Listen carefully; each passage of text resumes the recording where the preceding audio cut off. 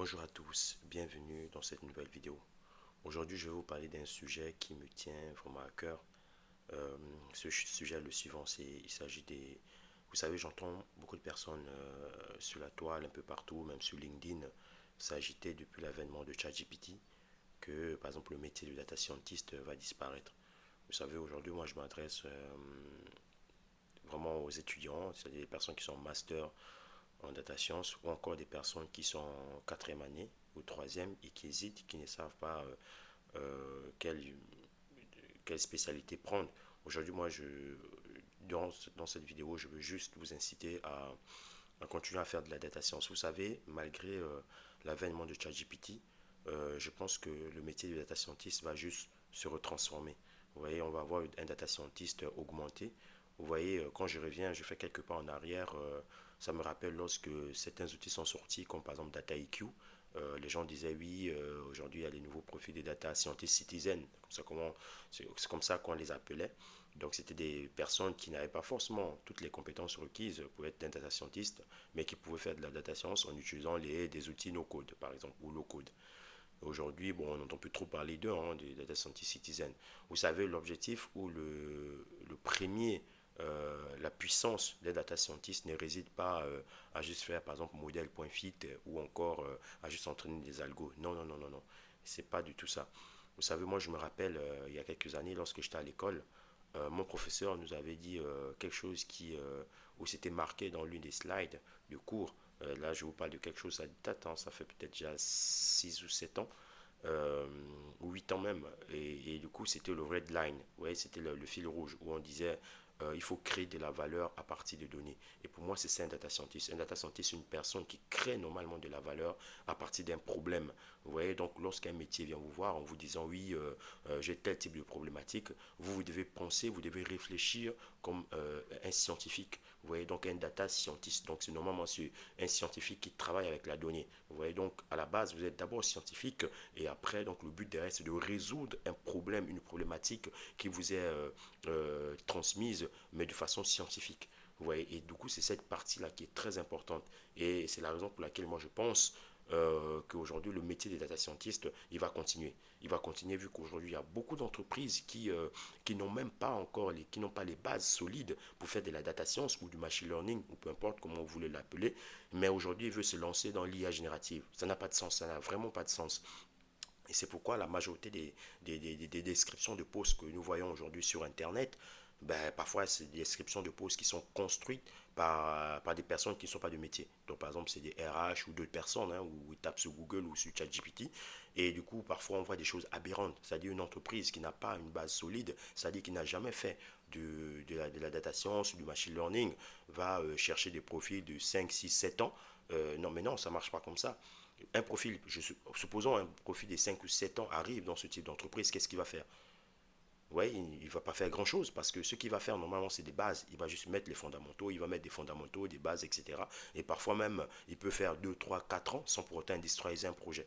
Parce qu'il faut aussi savoir que ce type d'entreprise, parfois, n'ont même pas les données sur le cloud. En fait, il y a beaucoup, comme je dis, des bases, c'est tout ça. Donc, il y a beaucoup de choses, des prérequis qu'elles n'ont pas. Et du coup, et quand on voit les offres de stage ou les offres d'emploi, mais en fait, c'est vraiment, ça n'a pas de lien entre la réalité et ce dont ils ont réellement besoin.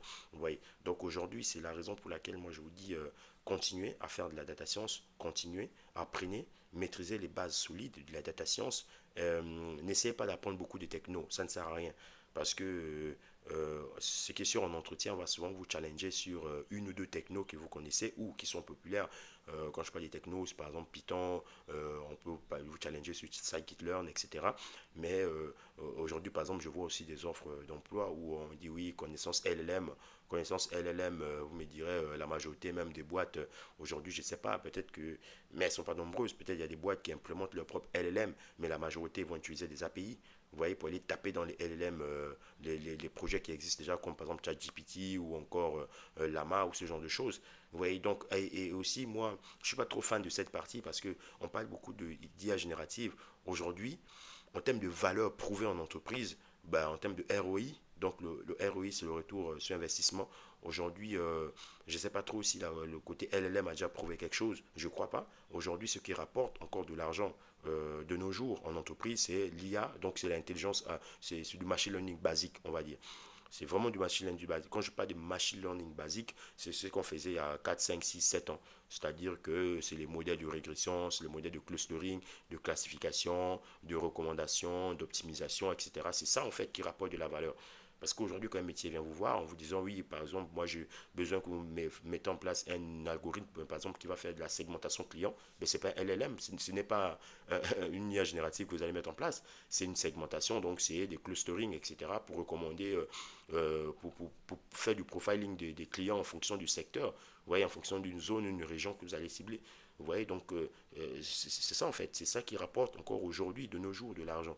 Donc la partie LLM, bon, peut-être que ça va arriver, mais pour l'instant, je pense que progressivement, les gens sont encore en train de confondre pas mal de choses. Même aujourd'hui, même lorsque je vois des soi-disant experts, même des personnes qui parlent, certains parlent beaucoup d'intelligence artificielle, mais ils oublient de mettre la partie générative. Et ça porte à confusion. Moi, je me rappelle, il y a 6 7 ans en arrière, ben, nous tous, en fait, on parlait que de la data science. On parlait de la data science et c'était pas tout le monde qui parlait de la data science, vu que c'était un sujet assez technique. Et donc, du coup, c'était les personnes qui étaient dans le domaine qui pouvaient parler de ça.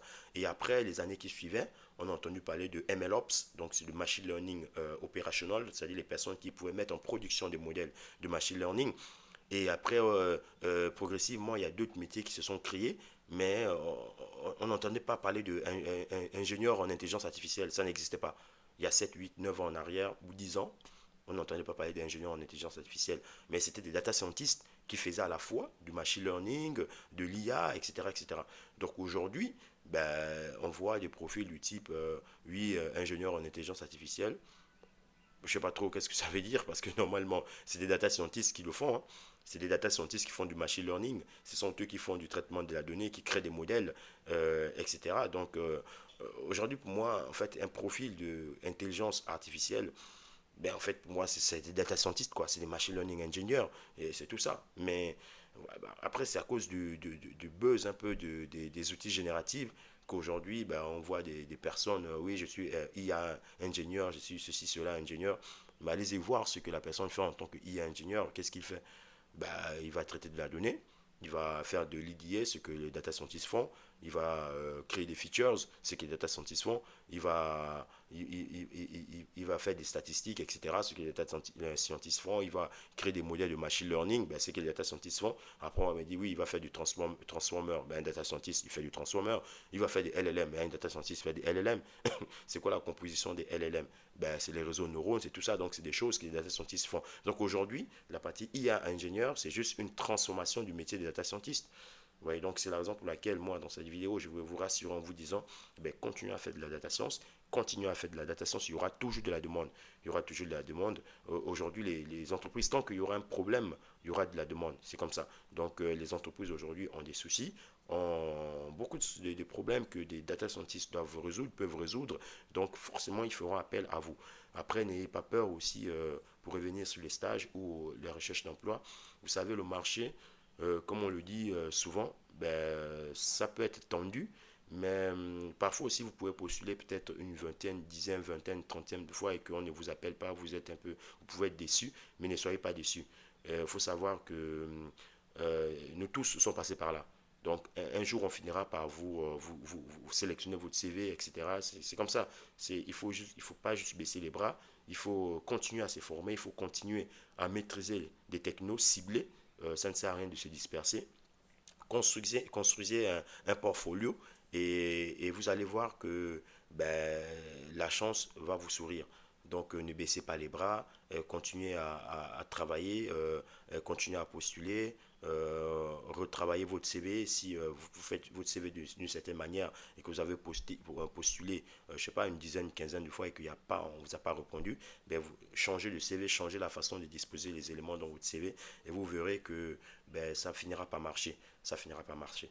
Donc dans les prochains jours, je pense que je ferai une vidéo ou peut-être même une live où je vais vous donner encore des astuces là-dessus afin de vous aider à pouvoir décrocher le stage ou le CDI de votre rêve.